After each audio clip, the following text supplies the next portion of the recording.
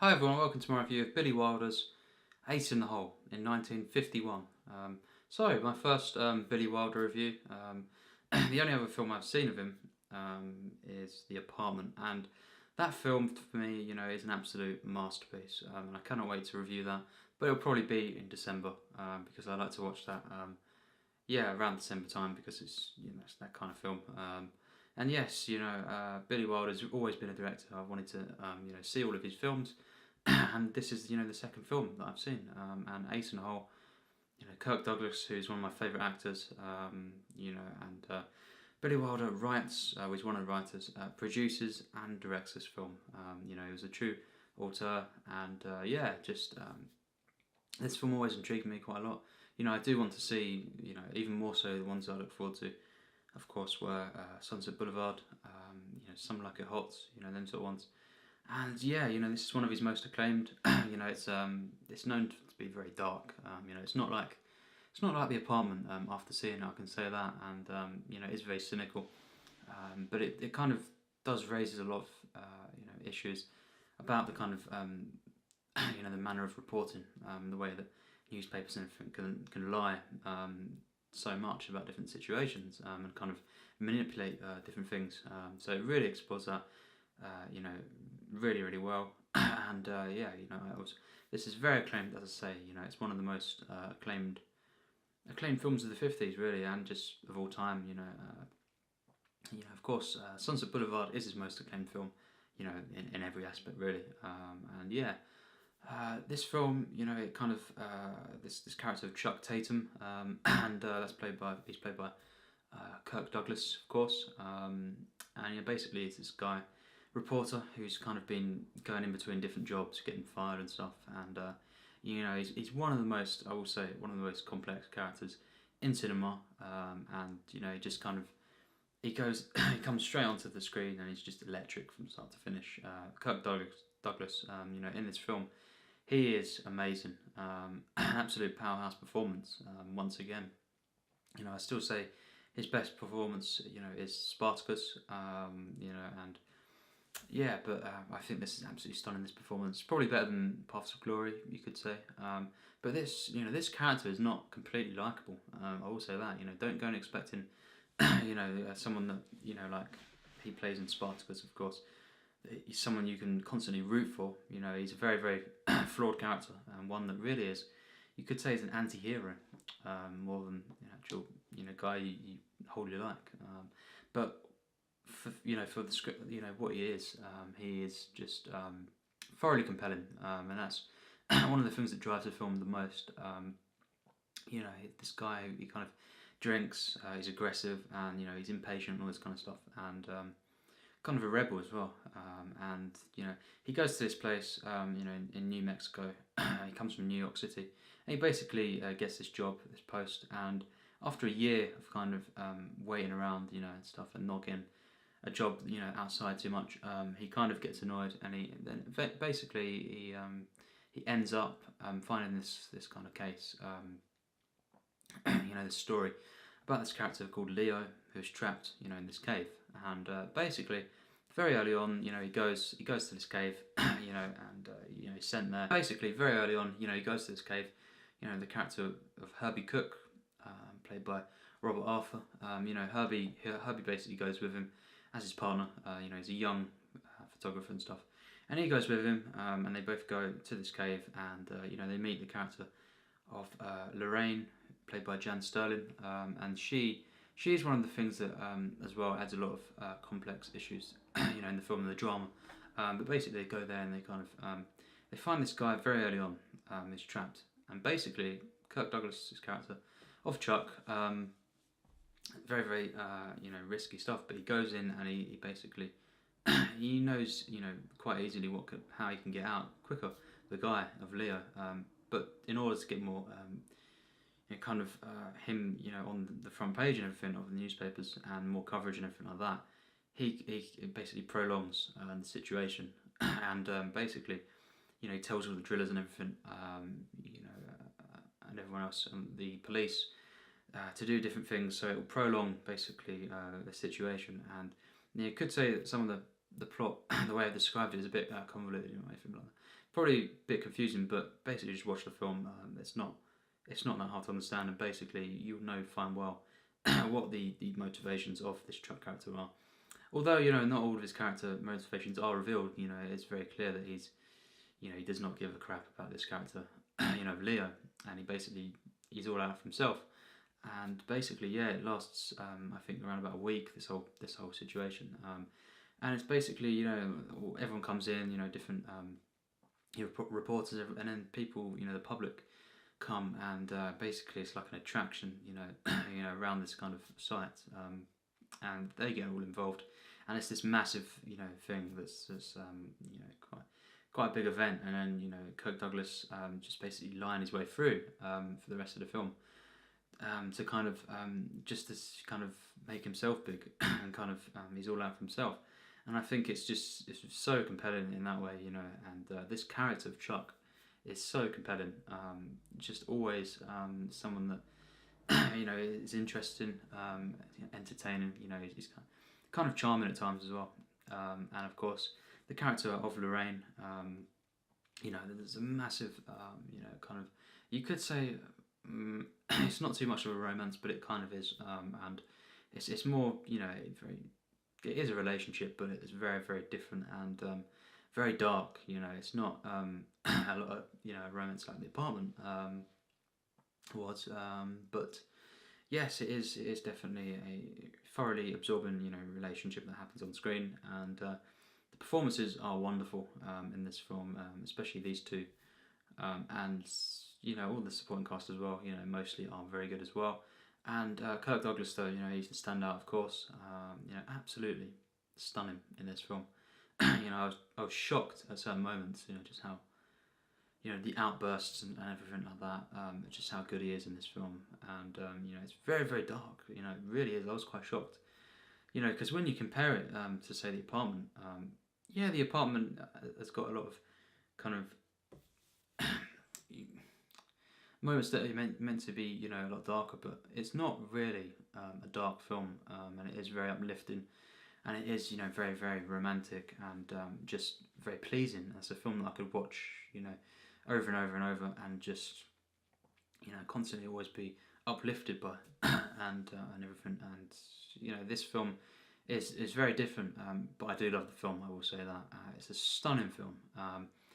I will say I don't think it's a masterpiece, and that's not a shock, but I don't quite think it is a masterpiece, because it's hard to describe some of the stuff, but really once the all the public come in and everything like that, and the police, there's just a couple of scenes here and there where it kind of I think for me just loses focus a little bit, loses that personal connection, and the kind of the focus on the main characters. Their relationships, Kirk is always in there. He's always kind of weaseling his way through, which is always compelling. But when you kind of lose focus of the main characters, and the character of Herbie as well, it kind of I think it becomes a bit too impersonal, and I'm not going to say generic, but it's just not quite as compelling as it should be. And I wasn't quite loving a couple of moments here and there. Mainly with the police and everything. I just think it could have been a bit better, and I think as well, it's just not for me a film where it's an instant one I absolutely adore from start to finish, or one that moves me beyond all that sort of stuff. So I don't think it's quite a masterpiece.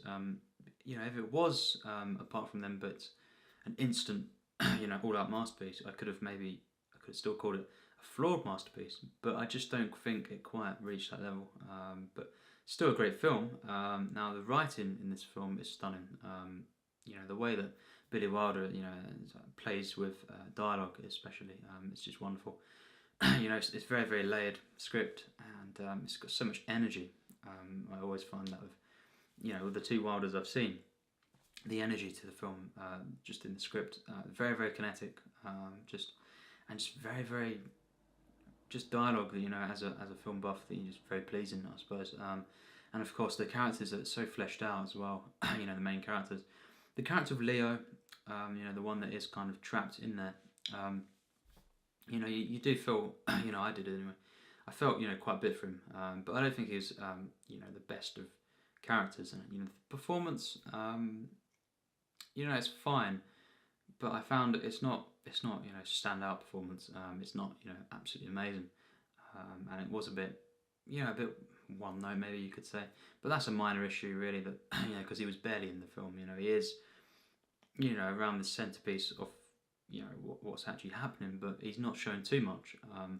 And it's fine because the actual kind of chemistry he has with Kirk Douglas, is great, and it is quite touching. But it could have been even better if the performance was there to match it. And of course, this is not a film that is always from start to finish absolutely thoroughly enjoyable for me anyway, because it is really really dark, very cynical, and it's not the most satisfying films.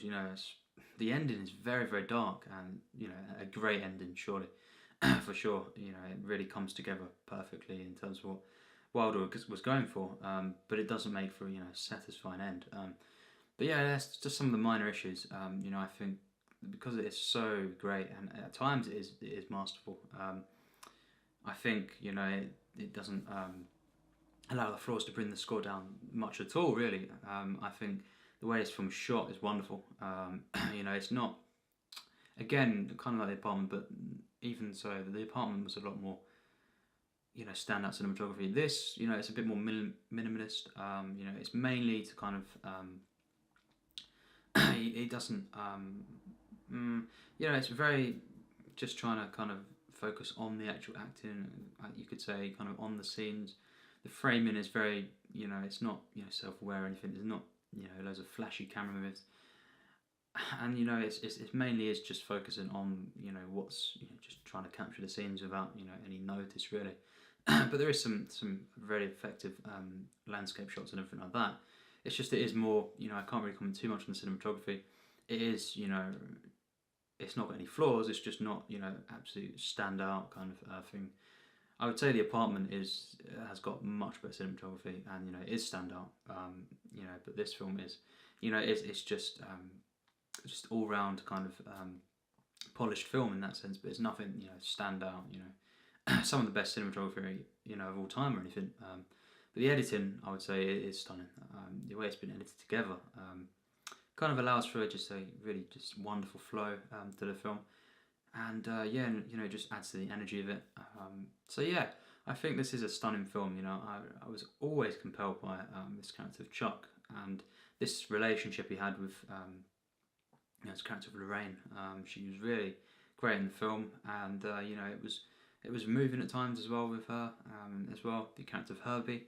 I really loved the relationship they have. It's kind of like a coming of age for him, kind of learning the ways and stuff, but learning as well what not to do. And I just think as well the way it raised different issues, within kind of newspaper stuff and everything, and the way that things, stories can get out of hand and be the way they're told can be very different to what actually is the case. And it was a very very human film. I felt with this character of Leo, what they've done with him. Performance, as I say, was not perfect, but the way what they were going for and the way it was written was great, and all the scenes in the caves as well was very. I'd say actually that's some of the stuff with cinematography gets a bit more something you can comment on.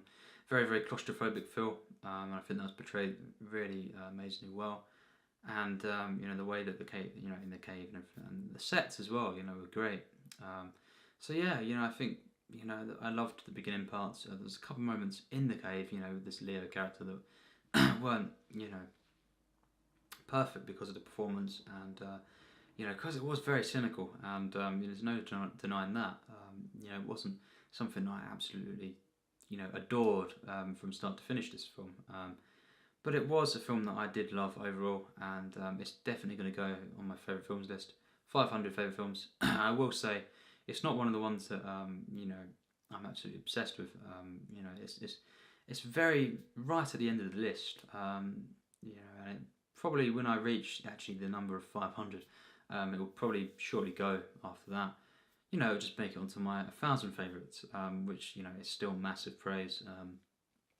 Anything that makes it onto that list, of course, is a great film, at least, really. And it's a film that I do love overall. And I did love this film, I think it's a great film.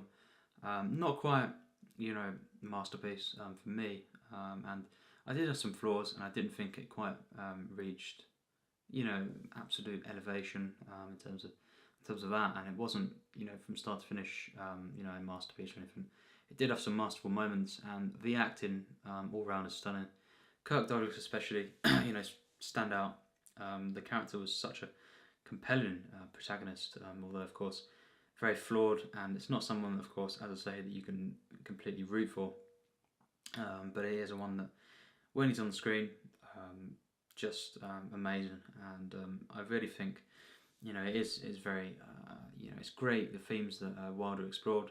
The script, of course, is stunning. The direction, there's no flaws really there at all. It's just the case that, as well, it's nowhere near, for me, as good as The Apartment, and nowhere near as satisfying or something I connect to, as much or anything like that. But it is a stunning film, and on its own, I think I'd give this film a 97%. I think it's stunning, a great film, truly great film. But I don't think it's a masterpiece, but, that's fine by me.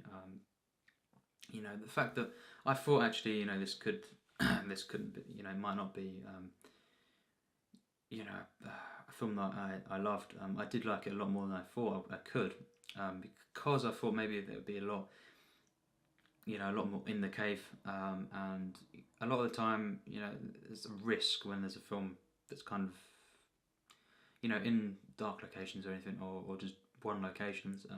I love a lot of one location films, like Rear Window, Rope, all that kind of stuff. Reservoir Dogs, although that's not, completely one location, but I love what can be that. It could be some of the best films of all time. But then also the flip side is, sometimes they can be a bit, a director doesn't handle it well. It can be a bit boring, and stuff that, it just makes for a film that kind of it is a bit, just unenjoyable.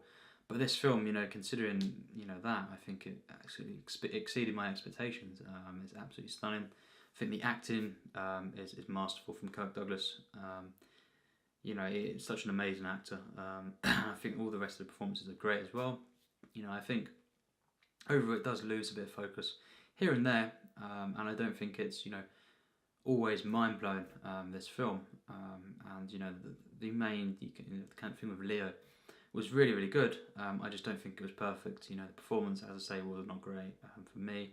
It was a bit, a bit B grade acting, I think, and just as well at times it's a bit too, for me, ever so slightly a bit too cynical, and not that that's a flaw massively. It takes away from the score. It's just my enjoyment, that one. The fact that the actual tone of the film, very, very consistent, and there's no tonal breaks.